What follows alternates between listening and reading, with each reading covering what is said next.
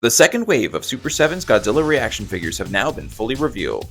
We have Godzilla 1962, Godzilla 1984, Gigan, Hedorah, King Ghidorah, and a mid-transformation Mechagodzilla 1974. Starting with Godzilla 1962, of course this is from King Kong vs. Godzilla. It really seems like Super 7 really adapted that chunky sort of look for this particular suit, and of course that frog face that this particular design is known for. I think they did that quite well. I think the paint job is a little bit dark because that Godzilla design tends to be pretty dirty and more gray looking rather than this darker appearance here that we have in the figure.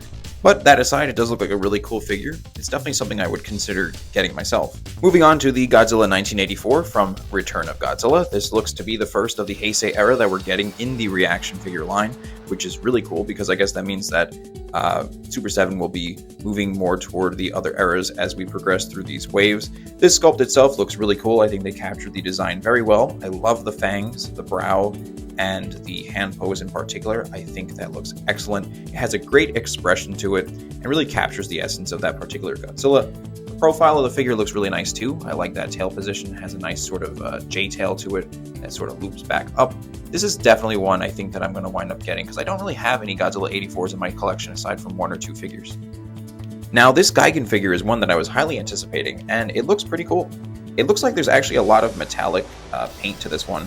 Based off of this image here, I don't know if this will be exactly accurate to what the actual figures will wind up looking like, but all that gold and silver looks to be pretty metallic, which I think would look so spectacular on a figure like this, with those rich, vibrant greens and that red and that gold. Compared to the Godzilla 62 and 84, this is a great figure to add into the mix that adds a nice pop of color.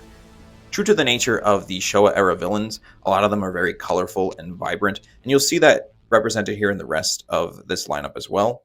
And the profile of this figure also looks quite nice. You have all those beautiful spikes and blades that are protruding out of Gigan. So this is definitely going to be a nice figure to have if you're looking for a cool, smaller scale Gigan.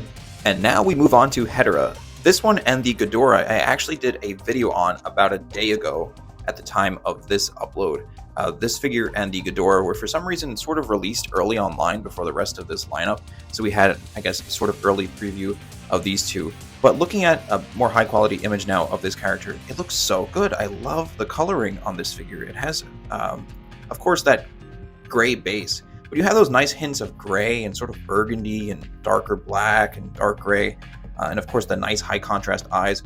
I love Hedorah's design in general, and I think that Super 7's iteration of it looks really nice.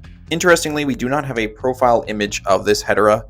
There may be more images out there, but based off the ones I collected here, and this picture of it here in the packaging, we only have it from the front, but I'm sure the tail looks just as good as the rest of the figure. And now we move on to King Ghidorah, perhaps one of the most anticipated ones in this line. I know a lot of people, including myself, were wondering why King Ghidorah was absent in the first wave, and it appears obviously that it is because they were holding out for this wave. I think this was a cool inclusion to have more of the villains in this second wave, since we already had Godzilla represented fairly well between that first wave and now the Godzilla 84 and 62. But this Ghidorah itself does look really nice. I did talk about this one in the other video with this one and the Hedorah, but to reiterate my points here, I think the sculpt is actually really nice, and considering it's a stylized reaction figure, I do think the faces in particular look kind of screen accurate, which is sort of funny. The coloring does look good. We will see if this is what it will wind up looking like when they hit the shelves and we get them in hand. But it does have a nice stature to it. It seems to be bigger, of course, because since it's three heads, it's a wider body. And of course, that wingspan adds to it as well. And I think that point stands even more when you see it here in the packaging. It just has like a giant window box compared to the rest of the figures in this wave. Also, just look at that artwork behind it. I absolutely love that design of Ghidorah that they did there on the back behind the figure. That middle head there just looks straight up demonic. So cool. I love it. And lastly, we have a mid-transformation Mechagodzilla 1974 from Godzilla vs. Mechagodzilla. I'm always partial to the Showa Mechagodzilla, so interestingly enough, but perhaps no surprise at all, this one is the favorite of mine in the entire mix. I absolutely adore Showa Mechagodzilla.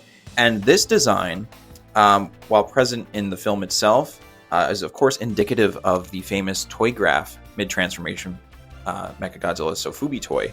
But in terms of this one, I absolutely love it. I'm always down for the more weird looking Godzilla merchandise, Godzilla figures, and I think this one definitely satisfies that craving. We have that sort of half Mechagodzilla, half Godzilla appearance, which looks awesome.